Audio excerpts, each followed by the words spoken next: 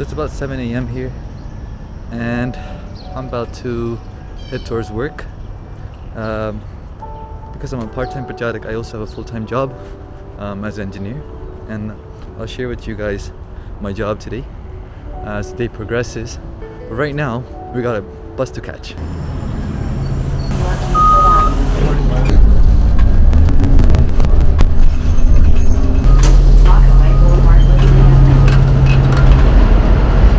So I made it to the train station, and we could be waiting for the train that goes uptown to Manhattan.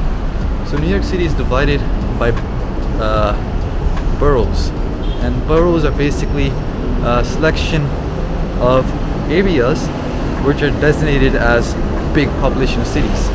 So Manhattan, which is really popular where Times Square and everything is a borough.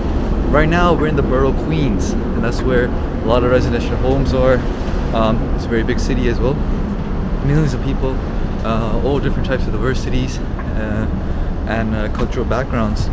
So now we're going to take the train to Manhattan, and I'll show you how that goes. While we're here, we'll take a question which came in from you guys. The first question that I see here is control your mind while on the spiritual path. Controlling the mind is what this whole game is all about, you know. Guru Nanak Dev Ji and Japji Sahib, they write amazing pankti, amazing line. They say man jeeta jagjeet. If you win over this mind, you win over the world. What does that mean? That means there's a direct correlation between this mind and the world that we see around us. When someone says world domination, you know, it's a pretty big statement, you know. But controlling the mind is that big as world domination, because you're literally taking over the world. In the sense, you're taking over your world, you know. How do you take over your world? You need, well, firstly I would say you need a lot of willpower. You need a lot of faith. Train is here, so we'll have to continue this once we get off the train. We are heading that direction, which is Manhattan over there. And far away in the background, you can make out the skyline of Manhattan. Far away. So that's the direction we're heading in. I'm on the train now, and it's about an hour to get to the city. So once we're there, we'll pick up from there. Now last step is take a bike ride to the office. We could have just taken another train there, but I enjoy the bike, and also the weather has opened up quite a lot, so we'll take a bike ride. That's the Freedom Tower, basically the World Trade Center, and right next to the Freedom Tower is the memorial for where the World Trade Centers once stood. These are our bikes. Let's choose a good one. I think this one is okay, right here.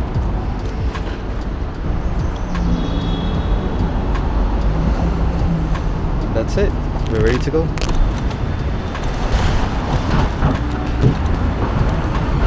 The streets of New York are just filled with so much history. You know, as time progresses, old things are covered up, new things are replacing the old, but still you get glimpses and views of the past. Talking about views, so this is a graveyard right here, very old graveyard, and a church here. Very famous people, actually prominent people are buried there. So that's what I was talking about, like history. Much history lies on the streets of New York. We got about like a 3-minute bike ride. So I was talking about before, conquering your mind. It's easier said than done. Conquering the world is not easy. You know, conquering the mind is no easy task. For that reason, one needs to be so dedicated to fight the mind. So dedicated. And that's where the notation Tyad Batyad comes from. You're ready upon ready. This mind will try to play tricks with you in every corner. You know, it'll throw calm at you, it'll throw lust at you, it'll throw anger at you, it'll throw greed at you, it'll throw all these things at you. If you're not prepared, then you'll lose the fight. The Khalsa is all about being being prepared. So that's where Sangat comes in. Sangat gives us that dedication, that motivation, that this fight that I want to fight, I want to fight it, and I want to become victorious. You know, it's like when you have a very deep passion for something. That passion is what drives you. That passion is what gives you energy. I will continue this later. I have now arrived, and we're just going to park the car. There you go. Little B-Rus gets the job done. And now we enter the office. So I've reached the office. Alright, so we got some work done. Had some breakfast. And now I thought I'd take you guys out for a spin. Show you a little bit of New York while we answer your questions. What I was saying before is that motivation and energy comes from a very divine source of passion. If we don't have that passion in what we're doing, we just won't be able to strive for the greatest. Now you could take that for a career, you could take that for education, you could take that for Sikhi, you could take that for anything. Without passion, it's a dry game. So how do you create that passion? Well, you have to find that passion. You know, and that's just based on my personal experience. You have to find that passion for everything that you want to accomplish. Fighting the mind is that same task that requires passion. You have to believe that you're here for a purpose, and that purpose is Mams Mansyo Kaj hai Man Sadhe Siddh Hoye. Bhagat Kabir ji da ek slok hai. It's a slok by Bhagat Kabir ji, where Bhagat Kabir ji, they have a composition where they're giving their intuition, their knowledge or their experience, their anubhav about each letter. And when they come to the letter of Mamma, they say that Mamma speaks to me. And what does it say? It says that Mansyo Kaj hai. That my job in this world, my job with this human body is with my mind. Man sadde siddh hoye. By taking care of my mind, by completing my mind, by perfecting my mind, I receive greatness, I receive my mission that I came here to fulfill. So in short, this question is a lifelong journey of fighting your mind on the spiritual path. You have many enemies around you, but you have many tools as well. You have the sword of Gurbani. You have the arrows of Sad Sangat. You have all these resources available to you in forms of video, content, audio, kirtan, katha, talks. Listening to this, making that your Sangat, and surrounding yourself with people who have that passion, because that passion rubs off. That's one thing to understand, is passion rubs off. If you meet someone that's passionate about something, their energy, their aura will come onto you as well, and you ultimately will want that same passion as well. This is a beautiful garden called Pump House Park, and it's part of a collection of parks called Battery Park City on the downtown side. And right near here, right near this park is Wall Street, the financial district of New York City. So it's in a very congested area, a very working area, but these parks are an oasis for the people that work here. You know, just giving people a little peace out of their busy days, giving them some time to reflect, you know, upon themselves, upon their lives, right? If you see here, it's a beautiful collection of tulips. And this is the season for tulips, and there's just so many here. Look at that. Absolutely beautiful. They're all closed right now because it's early morning. But once the sun starts to shine, I believe they open up.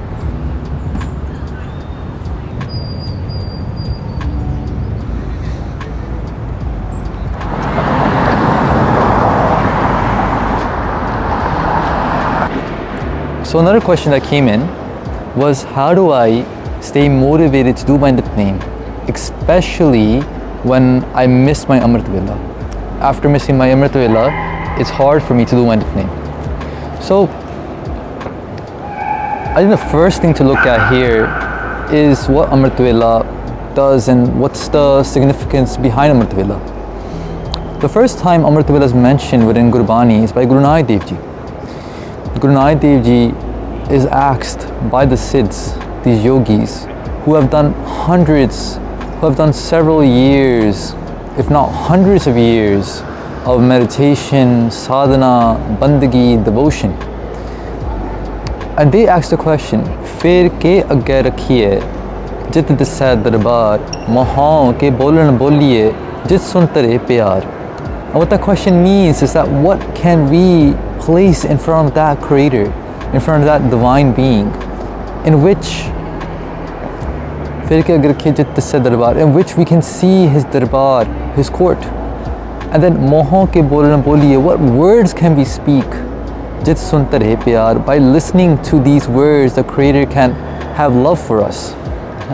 And the Guru responds by saying, Amrit Vela sach nao vadiyai vichar, that waking up in the Amrit Vela and doing the vichar of their Vidyaya. Vichar means contemplation, Vidyaya meaning greatness, ustat praise, contemplating on their praise, as in singing their praise, contemplating internally upon that praise in the Amrit Vela. Amrit Vela is a time before the sun rises, 2.5 hours before the sun rises. That's considered Amrit Vela. Now what that means is that there's definitely a significance, there's definitely an importance to that time which motivates you or inspires you to continue with your bandagi, with your devotion, i.e. your Nitnem. And like the question is saying, when I miss Amrit Vela, then I struggle to stay motivated to do my Nitnem. As in, I'm not able to do my Nitnem after Amrit Vela ends, and if I miss it. Therefore, we can surmise that Amrit Vela has this power of keeping one motivated to do the Nitnem. So, if Amrit Vela is a key to making sure we do our Nitnem, how do we wake up from Amrit Vela? Well, a few things come into my mind. One, diet. Diet's very important. The type of food we eat, especially in the evening before we go to sleep, plays a crucial role in us waking up in the morning. You want to eat healthy foods, green foods, light foods, especially when we're about to go to sleep. You don't want to have a full pie of pizza and a bottle of Coke. That's not going to really help you in waking up, right? Second is rest. Rest is really important as well, especially for those spiritual seekers, jigyasus, who are just starting on this path of Amrit Vela. Rest is important. 7 hours of sleep, 7.5 hours of sleep, really important. Without that rest, especially if you are in your mid-30s, you are, you're growing in your adulthood, especially then, rest is super important. If without that rest, it's going to be even hard, more difficult for you to wake up in the morning. So all these things, and lastly, ardas is one of the biggest secrets of waking up Amrit Vela. We do ardas to the Guru, Hey Sache Pasha, please bless me with Amrit Vela. Bless me that I can wake up and do your Nitnem. And that applies to everything. Yeah, and then from there, those steps of diet, of health, of exercise, mental health plays a big role as well. Physical health plays a big role as well. How we sleep, when we sleep, what we eat, all these things contribute to our ability to wake up in Amrit Vela.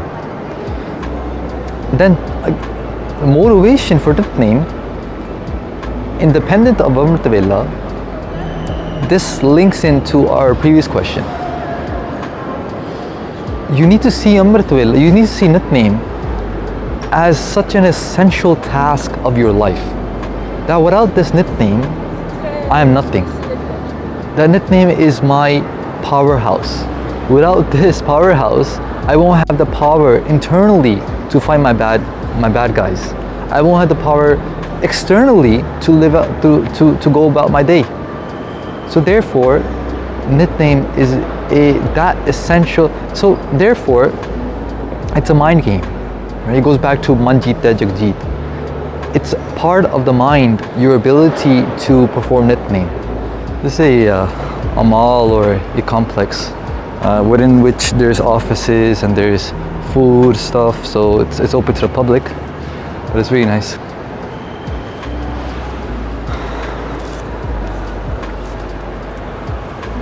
We're back on the bike and we're traveling northbound.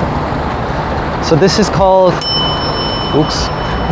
the Hudson River Parkway, and it's actually starts from the base down there in downtown where we took the bike from, and it continues all the way north into New York State. So New York is a state, New York City is a city, which contains 5 boroughs, like we talked about earlier. The 5 boroughs are Staten Island, Manhattan, Brooklyn, Queens, and the Bronx.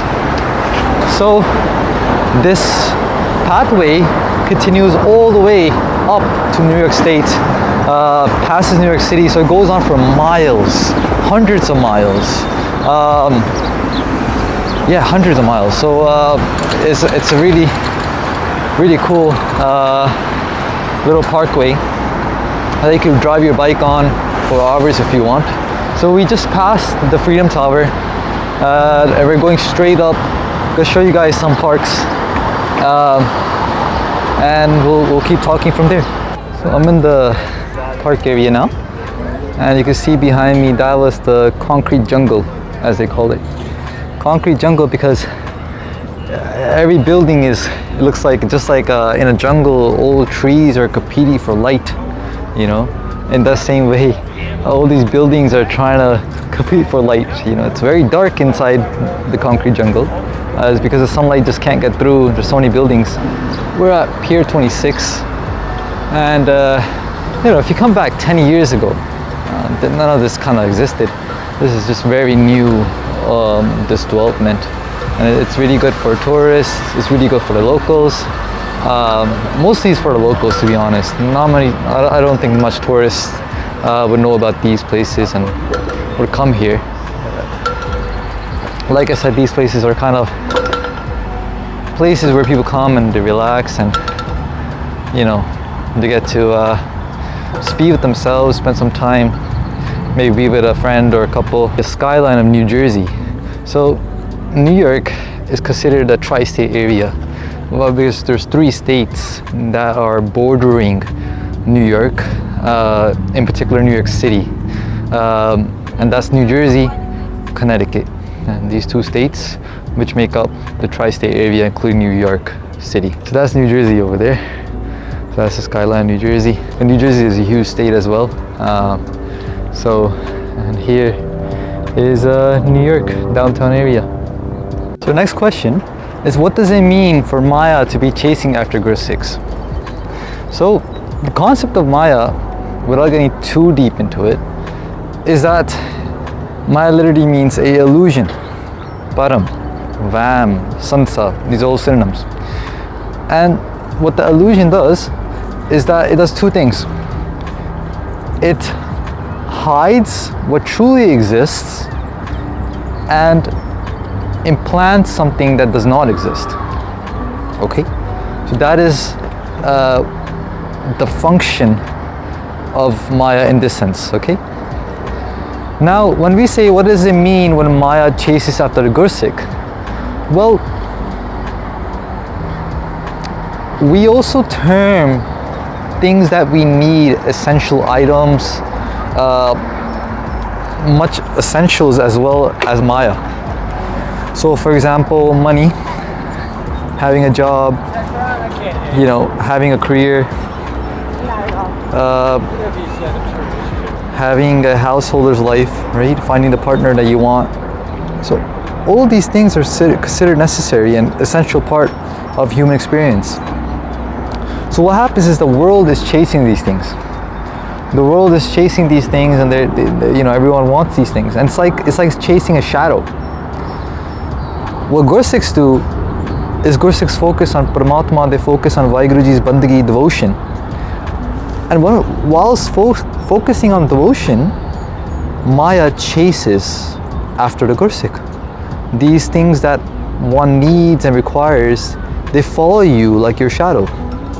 And you never have to attempt, you never have to go out of your way to search for these things. These things just come very easily to you. Things to keep in mind while doing Paathi Seva. Next question. A few things to keep in mind. Well, let me explain what Paathi Seva is. Paathi Seva, Paathi literally means the person who will read, the reader.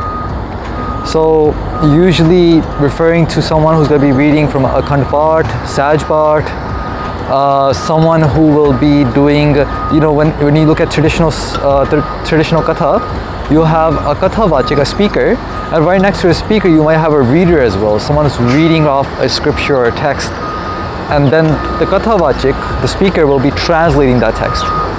So Paathi Seva or reading Seva can come in many ways. A few things to keep in mind is that while you're doing Paathi Seva, let's say you're doing Paathi Seva for a Katha Vachik, for a speaker. Now, doing Paathi Seva for a speaker, you need to keep in mind that you need to be focused at all times, because the speaker, while they're explaining the line you just read, that explanation can go on for a good while. And when it's your turn again to read, the next line can come out of nowhere. It can also come instantaneously. So you need to be on your feet to know when it's my turn to read again. You can't be, you know, looking for the next line while the Katha Vachik is done and everyone's waiting for you, and it's just is needle silence in the Darbar hall, you know. So for that reason, a Paathi needs to be very aware, especially doing some like Katha Paathi. Let's say you are doing Paathi Seva for a Akhand Paath. Akhand Paath is the continuous readings of Guru Granth Sahib Ji. Let's say you're doing Seva for Akhand Paath. Now your role has kind of changed, because either A, people can be listening to you, or B, there's no one listening to you. If people are listening to you, now your responsibility is pretty great, right? One, you already had a big responsibility of focusing on the part. Now your responsibilities change slightly. You have to adjust the tone of your voice to suit the Sangat's needs, right? Because Sangat's listening to you. You can't just be mumbling in your mouth, right? You need to speak with a pitch. You need to adjust your pitch and your tone of your voice to meet the Sangat's expectations. Next, you also have to see if you're having a mic, you don't have a mic, you know. If you don't have a mic, you're going to have to project your voice pretty loud so the Sangat can hear you. If you do have a mic, you're going to have to be speaking responsibly so that it's not too loud and it's not too muffled either. So these are a few things to keep in mind. Above all, you know, I always say do ardas before you get on tabia, before you get on the stage, before you get in front of Guru Granth Sahib Ji, always doing ardas, Ke Maharaj, I want to read your part. Please bless me with that tongue to read. Okay, we're gonna head back to work now.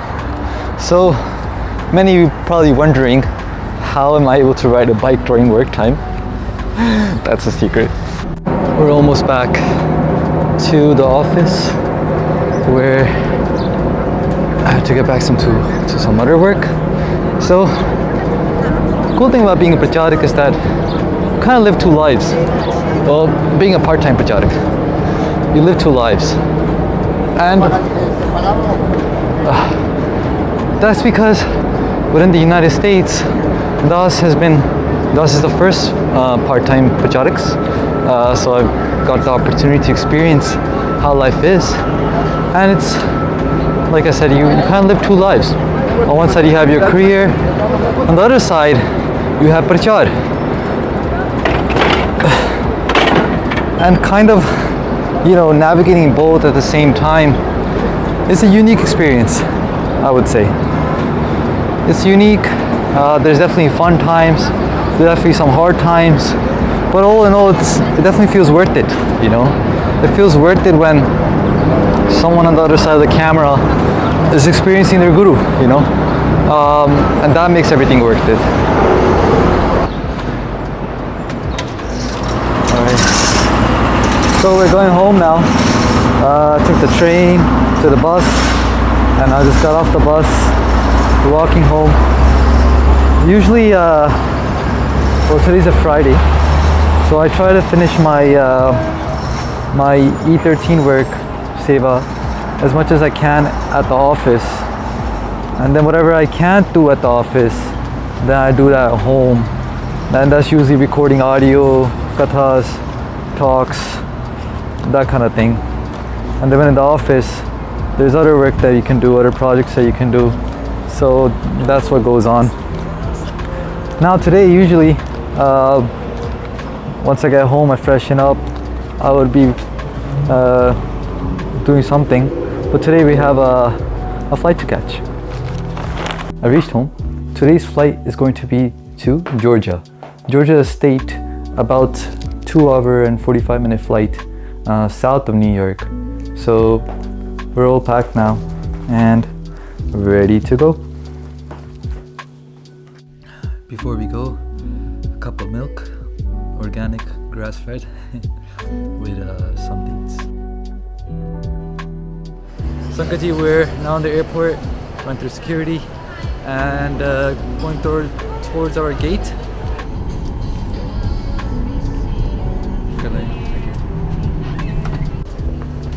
This is so new to New York too.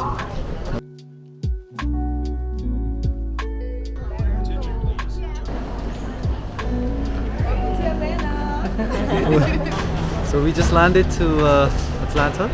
This is Amol. Hello. We're just heading home now. So Sangatji, we're at a horse ranch here. The Singhs took us out for horse riding, and we're going to answer another question. Reed's going to read the question to us. Sanji. So the question is, are Singhnia allowed to do Sangat of Mahapurakhs like Singhs do?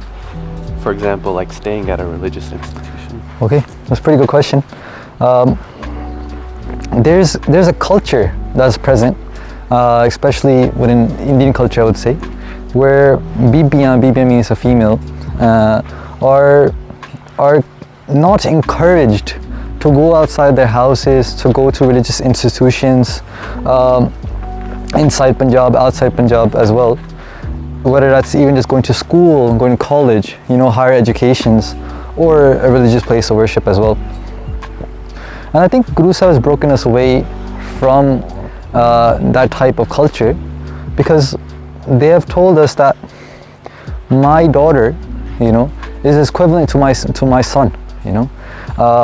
Even within the Khalsa Boli, in the Khalsa language that we have, right, everything is masculine, you know. For example, instead of saying holi, we say holla. Instead of saying choli, we say chola. And instead of saying boli, we say bolla. And the idea comes from that if the world encourages masculinity, the Guru Sahib said, fine, my Khalsa will all be masculine, whether that's a female or a male. But now when it comes to a social element, maybe socially, you know, the Panth maybe is not ready at that level to accept women to these institutions or these places like they accept Singhs, right?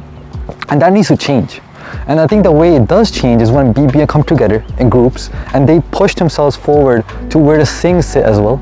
Whereas a Kirtan program, that's if a Mahapurakhs comes to town, a Gursikh comes to town, you want to be with the Gursikh or that you know, that Siana Sikh, you want to spend time with them, go with a group of sisters and make your way forward, you know.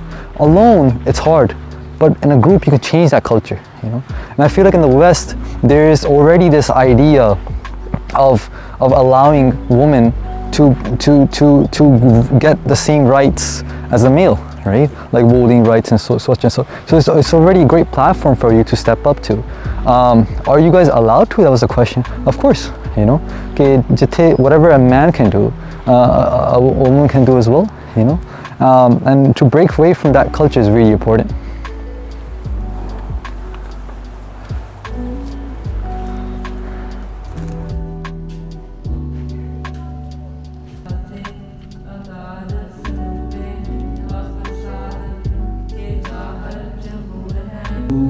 Rafiq, Adan, Dasu. Like you'll need to know the background to each word, each language to understand what the word means.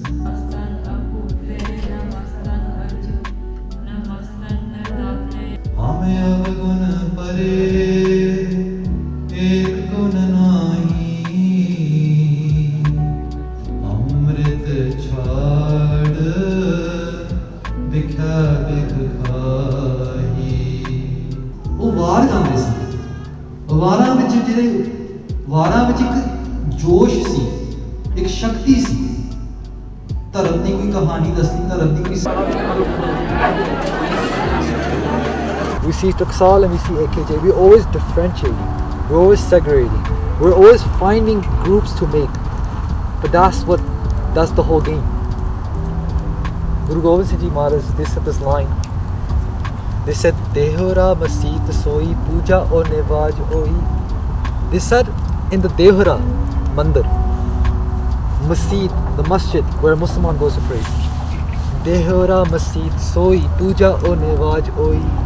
ਕਹਿੰਦੇ ਮੰਦਰ ਵਿੱਚ ਵੀ ਉਹੀ ਪਰਮਾਤਮਾ ਹੈ ਤੇ ਮਸਜਿਦ ਵਿੱਚ ਵੀ ਉਹੀ ਪਰਮਾਤਮਾ ਹੈ ਪੂਜਾ ਵਿੱਚ ਵੀ ਉਹੀ ਪਰਮਾਤਮਾ ਹੈ ਤੇ ਨਮਾਜ਼ ਵਿੱਚ ਵੀ ਉਹੀ ਪਰਮਾਤਮਾ ਹੈ We like all know those Hindus guys they got it wrong. Yeah. How was the camp, Panji? It was really great. We learned a lot and we're very thankful that you guys came to Atlanta. Okay. What's your biggest takeaway? Biggest takeaway is that How many legs does it take? Guru Gobind Singh Ji asked if somebody loved him as well, and that 5 Singhs stood up, and that those are the Singhs that we, after Guru Maharaj's name, we named them, just learning their importance, and that was the biggest takeaway. It's Sunday morning and yesterday was a great day. We were able to spend some time with the Sangat. There was a campfire, there was a Bodh Smagam for Job Sab as well.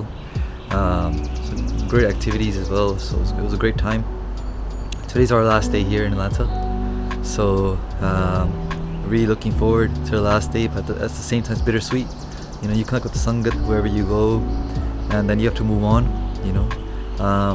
But the beautiful part is that the Guru resides within the Sangat, you know, and you really feel that when you're out here on Parchar, you know, you really experience that the Guru speaks through the Sangat, the Guru talks to you through the Sangat, you know, and it may look like the Parcharik is there to, you know, educate the Sangat, but at the same time, the Parcharik learns a lot from the Sangat as well, you know. So looking forward to this day. Hopefully we'll get to show you as much as we can on this vlog. Last airbender. I watched Avatar. Me too.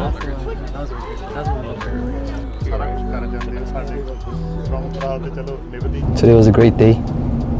We had a Katha today. After the Katha there was a Q&A with the Sangat as well. That went great. And now this is our last day. We're heading to the airport. And the Sangat is taking us to the airport, and you know, every time the tour ends, every time a Parchar Feri ends, it just feels like a new experience, you know, and the connections you make, the people you meet, you know, the relationships you make, you know, they're just priceless, and it keeps you going to the next one. Sangat, you were back at the airport, going to New York. It was a great trip to have you guys tag along with, and I hope to see you in the next one. Waheguru ji ਕਾ ਖਾਲਸਾ ਵਾਹਿਗੁਰੂ ਜੀ ਕੀ ਫਤਿਹ